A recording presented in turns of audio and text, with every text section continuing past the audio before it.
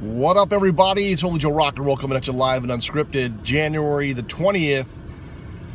21 degrees Fahrenheit. I think that's minus 6 degrees Celsius. Today's a special day. It's the inauguration day for Donald J. Trump, the president-elect, soon to be president in about 16 hours. By noon Eastern Standard Time, President-elect Donald J. Trump should be sworn in as President of the United States. And it is a great day for America and for the world, really, because anyone who's a freedom-loving, peace-loving person should be positive, feel positive about this new president. There's a lot of, I think, for most people, there's a lot of optimism and excitement, I think is the right word, for this president, because he is going to change the course of America. Last 8 years have been really, you have to admit, based on the election, the last 8 years have been a dismal failure for the average American. Now, obviously, people at the top did very well. People at the bottom maybe got some freebies and maybe feel good about free health care, but at what cost? And it did, Obamacare never addressed the problem, the real problem of affordable care. Obviously, people who are very poor got free health care, but they were getting free health care anyways. It's really a sad state of affairs that Obama squandered 8 years. A man who won the Nobel Peace Prize and then committed some of the most egregious warlike criminal acts against countries that we were not at war at when he started. I mean, look at Libya, look at Syria, look at the migration, even the rise of ISIS, all happened under Obama's watch, because of his policies and also the policies of Hillary Clinton. Important side note is the Clinton Global Initiative is shutting down. The foundation is shutting down. And why would you think it would not shut down? It's shutting down because nobody's going to give them any more money because she has no power. And it proves that the only reason why people gave money to the Clinton Global Initiative is to garner influence when Hillary Clinton was Secretary of State. And they continued to give money with the under the illusion or under the delusion that she would win the presidency, win the White House. Now, I'm definitely not against a woman president, but certainly Hillary was not the right woman to be president, to be the first president of the United States. There are a lot of fear factors currently being discussed. A lot of people on the left, really, again, degenerate, delusional people refusing to accept the presidency of Donald J. Trump. The same people, many of them, who were upset that Donald, in the last debate with Hillary Clinton, said that he would wait and see what the outcome was before he would, make any comments on the election. Obviously, he won. A quick update on the so-called Russian influence or Russian hacking of the election. I mean, this is just a joke. It's seriously just a joke, and it is obviously fake news. And if you haven't understood that by now, you really need to understand that, before the election, when everybody thought that Hillary was definitely going to win, including Obama, Obama came out saying there's no way that anybody could hack the election, right? There's no way that anybody could, that voter fraud did not exist.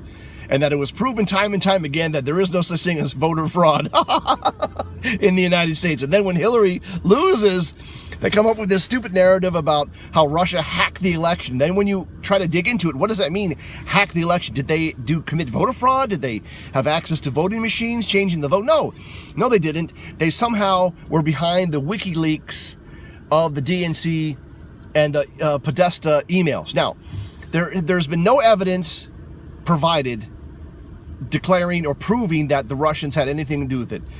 Julian Assange, the founder and the man who manages WikiLeaks, has said publicly over and over again that there was no Russians behind the John Podesta email leaks. Now, whether it's true or not, who cares? I mean, the point is that this information was made public.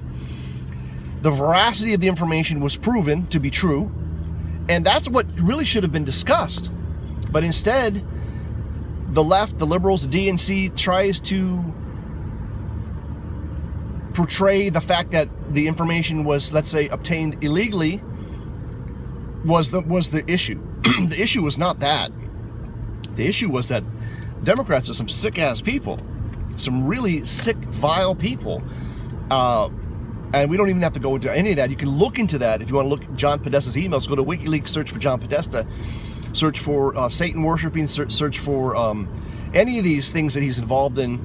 The whole Pizzagate stuff came out of his emails, where code words were used that no one has disputed, that the code words are indicative of child abuse, child sexual trafficking, child sexual abuse, basically. Pedophilia, saying that they're going to order a pizza, bring all the kids, or I need to order pizza for 2 hours. Who orders pizza for 2 hours, right? I mean, obviously, or 1 hour, whatever. Anyhow, that's all behind us now, and we're looking at, I think, a bright future. Donald J. Trump isn't even president yet. He's already gotten companies to commit publicly that they are bringing jobs back to the United States. And that's good for basically working class, middle class people. These manufacturing jobs are good jobs for, let's say, low skilled or low, even unskilled, so-called unskilled labor or low skilled labor. A lot of it is actually highly skilled, is highly technical, mechanical engineering or iron, steel, metal workers, that kind of stuff. It's not, you don't need a college degree for that stuff, but it is actually highly skilled stuff. Iron workers, even bricklayers. I mean, you need to have skill to do that. I mean, yeah, sure, almost anybody can learn the skill, but I mean, come on. The average person in the United States with some kind of a, women's studies or anything with the word studies in the degree probably would have no clue as to how to lay a brick or tile a floor or hang sheetrock. So those degrees are just worthless, and anybody who's listening to this and is thinking about studying that for whatever reason, maybe you heard, it's an easy degree to get. Yeah. Easy degrees are worthless. The tough degrees are they're hard for a reason. The STEM field stuff are hard for a reason, because they're hard, right? Science, engineering, mathematics, and whatnot, they're hard for a reason. And when you work hard at something, you generally are rewarded. And this whole thing, man, I'm just really optimistic that the Trump administration will stick to its guns. Now, they just floated, real quick, I guess starting yesterday, the idea that they're going to cut 10 or 20% of the federal budget. That's the plan. No, hang on. They're going to cut 10% of the federal budget, and they're going to cut 20% of federal jobs, and targeting Department of Education, Department of Energy, and a few other departments. Now, a lot of candidates have suggested this. Like for instance, the Department of Energy. Totally bureaucratic, bloated bureaucracy. Department of Education. What are these people doing in D.C.? Education is all performed locally, right? You don't go to D.C. for anything. So a lot of these jobs are just, obviously well-paid, bureaucratic government jobs, but don't add any value to the students. And they need to be cut. And they most likely will be cut. And, think about how, you may think it's hard, but think about how easy it has been for Donald Trump to pick up the phone, call a defense contractor, and say, the price on Air Force One is too high.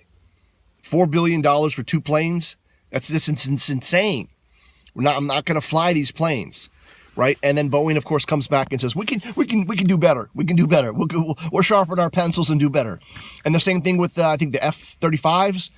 Trump said, give me some pricing on the Harrier F-18s, the F-18s, I think, they're jump jets. Give me prices on those, because those are a lot cheaper. And they're, still very effective jets, fighters. So, it's all about the art of the deal. It's all about negotiating. You don't get what you expect, you get what you inspect.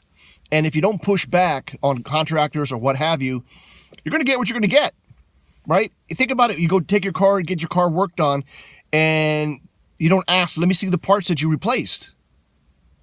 Then you don't really know for sure what they replaced. They could still obviously fake it, show you some parts from another car, but at least when you do that, you get to see, okay, here's the old parts that they supposedly replaced. At least you have a higher level of confidence and a higher level of integrity with the people doing the work, right?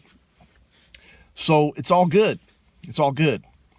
I'm really pumped. I'm really excited. It's going to be, I think, an awesome 4 years, and I can't wait to see what's happening. Reporting to you live from Krakow, this is Holy Joe Rock and Roll, reminding you to make it happen for the captain, because you're the captain.